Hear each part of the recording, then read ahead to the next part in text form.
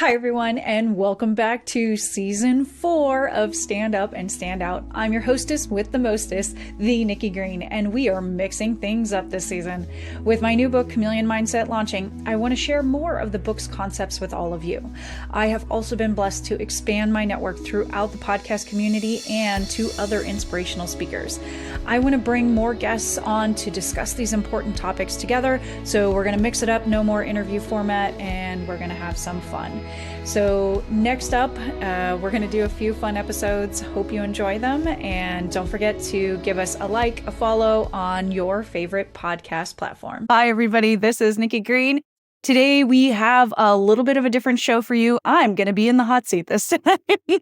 So we have on the show today Molly Mariss. Molly and I were at the Solarpreneur conference at the end of the year, and I was speaking, and we had some cool breakout rooms where we got to meet each other after some of the talks.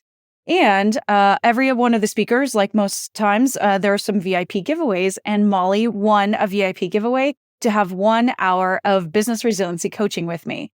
And one of the things we talked about is the great service that she offers for her clients to help them automate their process and systems. So, Molly, why don't you say hi? Hi, I'm Molly. I am a mom of 2 living in Wisconsin. It's very cold here now, so I am ready for spring and summer. I'm so glad that I was able to meet Nikki at that conference, and she has opened up a whole new door for me. So that has been absolutely awesome. And I am super excited to dive into this systems intensive audit and really dive into learning more about Nikki's business and seeing where we can go from there. Awesome. Thank you, Molly.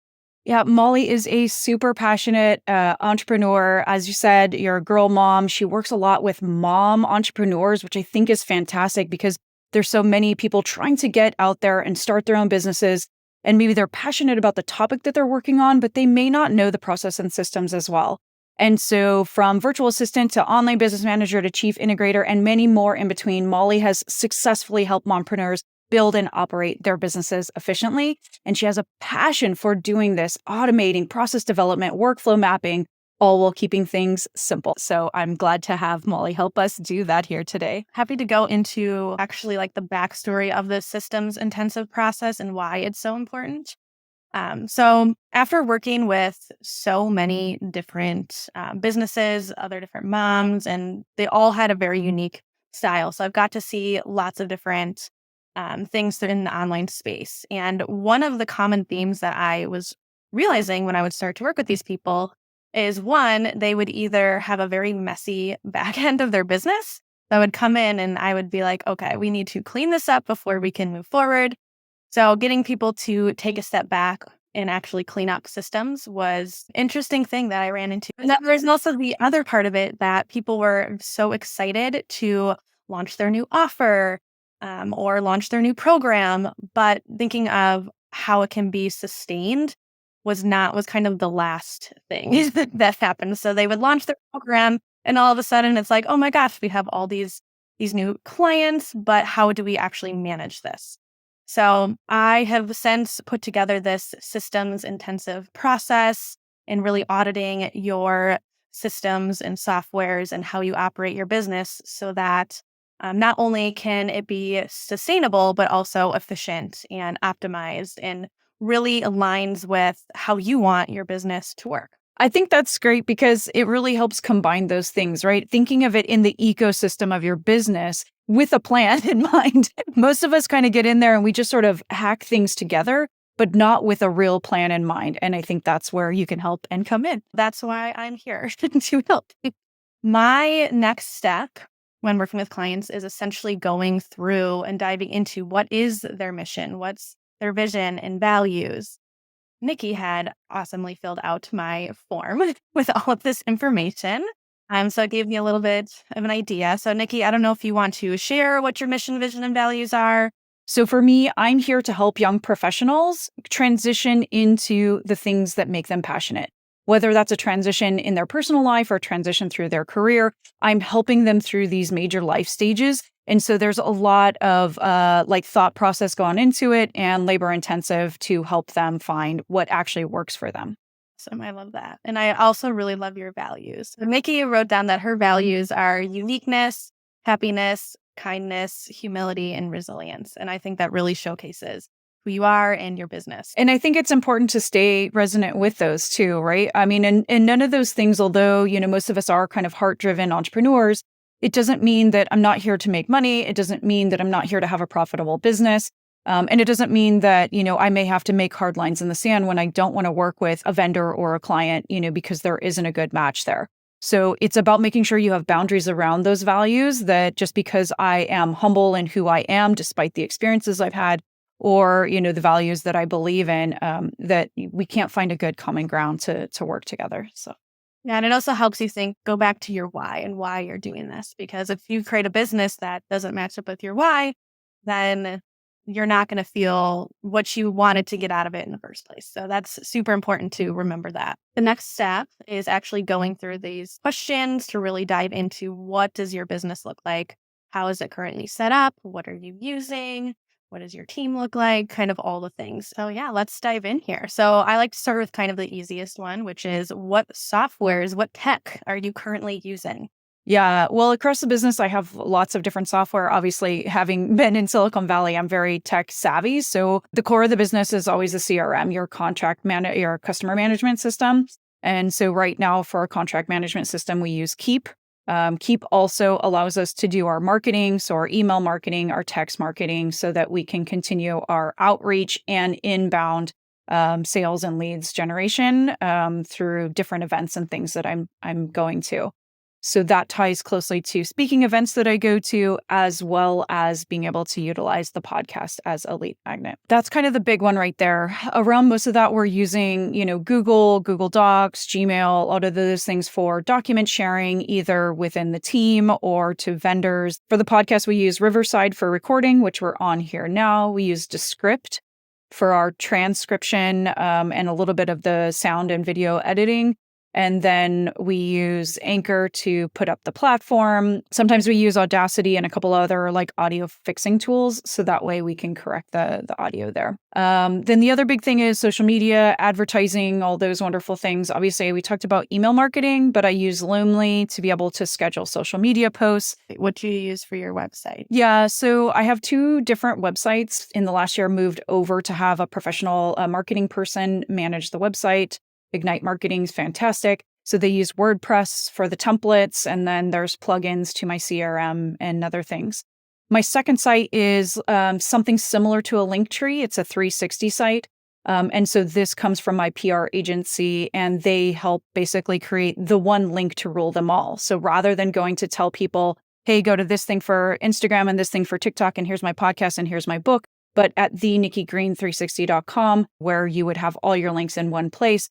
So those are kind of the big 2 that I utilize, and it helps kind of give either the full visual picture of the business or kind of the quick and easy one for lead capture and lead gen. Do you use any sort of automated scheduler? So I have a Calendly, and I have specific Calendlys for different types of events. So Calendly's been pretty good for me, and I do like a lot of the automation that they have in there, and now the plugins to some other software. And then your online course, how were you hosting that? Do you know yet? Have you figured that out? We are actually moving the new course into Experienceify, which I'm super excited about. Experienceify is a little bit newer platform. They're up and coming. The thing I like about it versus Kajabi or some of the others is there is gamification included. And so one of the things we are doing with the course is as you finish modules, as you journal and interact with the course, you earn Chameleon coins. And then those coins will allow you to get additional products and services from me, extra coaching, come to one of my events, etc. So it keeps it from not just being this solo thing where you go take a course and you disappear, but you really get more interaction time, and there's more to it than, just learning what's happening in the course. So Experienceify has been great customer service. So I've been super happy with them. All right, let's see. Graphic creation. Do you use any Canva or I know a lot of people use Adobe Illustrator? Yes, I use Canva because my graphic design skills are limited, unlike other parts of my family. My person that does my social media, she uses Adobe InDesign. So a lot of times I'll start kind of basic designs in Canva. And if she needs to make it better and be able to manipulate it in a more robust way, then she goes over to Adobe InDesign to enhance. Awesome. Let's see. And the other one I have on here, which you'd be surprised the amount of people who don't have this, but do you use a bookkeeping software at all? Yes, I use QuickBooks. It was great because the first time I met with my tax accountant, CPA person, he was like, oh, okay, well, I'm going to need like a P&L and balance sheet. If you don't know what that is, we have some instructional videos of like how to pull it together. And I was like, no, it's already done here. It's exported and ready to go. He was, you're my favorite client of all time. All right. Well, is there any other software that you could think of that you're using? You seem to you have all the bases covered, so that's great. Yeah, I mean, I think those are kind of the big ones. On the project management, I really love Smartsheets. It's great. It's much more robust than a lot of the other ones out there. But again, it's almost like an enterprise level software, and it's not really affordable for most small businesses. So we started on that for a while when we had a lot of complex projects going on. We were running conferences and things. But now going back to Trello, I think Trello is a good kind of accessible one. All right. So now now that we're thinking about your systems, is there anything that you're still manually doing that is that if you think about it, is it something that you don't want to be doing anymore? So in terms of that, because there's things that we, of course, all want to just keep doing, but from an automations perspective, if you could think of anything that you're currently manually doing that would be nice if you didn't have to do. Yeah, email is the bane of my existence, honestly. Like, I do many talks on this at corporate events too, is like, how can we get rid of email? I think it's been used and abused to death. I can't keep up, even with an assistant, my wonderful assistant checking it and, helping me stay on top of it and managing as well the calendar. It's not enough. Also, because you get bombarded with email marketing, from other people on top of it. Yeah, I do think with especially this year and post-COVID and all of that, we are starting to see shifts in how people communicate with each other. And I think it's kind of neat. People are shifting, especially I think my generation is kind of changing the way we work. We don't necessarily want that 9 to 5. We do things more efficiently. We're multitaskers. To say the least. So it's different than the previous generations ahead of us of how that works. So it's interesting to see that start to evolve. And I'm here for it. Hi, everyone. Nikki Green here, and I am here to tell you that Chameleon Mindset is on its way. If you'd like to learn more about the Chameleon Mindset book, the online course that'll help keep you motivated and doing some of the fun Karate Kid exercises, go to chameleonmindsetbook.com and you'll find more information about pre-sales, bonuses, and so much more. Let's talk about your team. And you can think of your team as not only like who you're directly working with, but what you're outsourcing to. Are you working with agencies or other kind of teams, anything like that? Yeah, and this is a philosophy I've always had in my career is your team is everybody you touch. And it doesn't mean necessarily even people that work for you. It's also people that you work with on a regular basis. So within my team that works for me in a vendor basis, I have a virtual assistant part-time. I have a copywriter part-time. I have a podcast editor part-time. And I have a project manager that's helping with the book launch. So those are kind of the people that are my direct contractors that work for me. Then I have vendors. So I have vendors that do marketing and manage my website. I have vendors that do my PR, big launch things for the book, for the online course. And then actual service providers like the company Authors Leverage that is taking my book and converting it into the digital course. Now we kind of get into what does your day-to-day look like? What are you actually doing in your business? Chaos every day. There's what I would like it to look like and what it looks like. So luckily, again, having a virtual assistant, one of the most important things that she does is she protects my calendar. If I say yes to my calendar, then it just fills up with 1,000 things and I say yes to everybody and I always want to help. Instead, we really try to do time blocks. So whatever we're doing, we try to consistently do the same thing. Maybe not all day, maybe half of the day, but at least consistently doing the same thing. One is podcasting. So if I'm doing podcasting or I'm giving talks, my whole setup needs to be different. I need to be able to be standing. I need to have good lighting. I need to have hair and makeup done. So we try to consistently put speaking engagements and podcasts together. Versus if I'm just kind of working on back-end stuff, writing creatively, maybe taking one-on-ones with the team. Those are days where, I can come straight from the gym. My cat can be meowing in the background, right? And it's a little less formal and it's less stressful. So then I can just kind of go from one thing to the next and manage my time for myself. And then there's kind of all those other things in between, spending time doing lead outreach, networking events, more of the social aspect, which is a combination of in-person and virtual. So when I do in-person stuff, making sure now I need time to get there and get home and feed myself. It's really great you're showcasing this, because this is one of the things that I recommend too is time blocking and actually figuring out what do you want your calendar to look like. And it's not only that, but realizing when you're most efficient. Kind of the last thing to kind of touch on is, do you have standard operating procedures in place? Do you have a list of tutorials on how to do things, or any sort of documentation in your business? Yeah, because in the beginning, my business was mostly interns coming in and they were only there for 3 months at a time. We did have onboarding documents that would, one, just get them oriented to the business. What is it that we do? Why are you here? Making sure they're finding their own purpose for the time that they're with us. That has evolved because now people have been sticking around longer than that. But we do still have interns from time to time come in.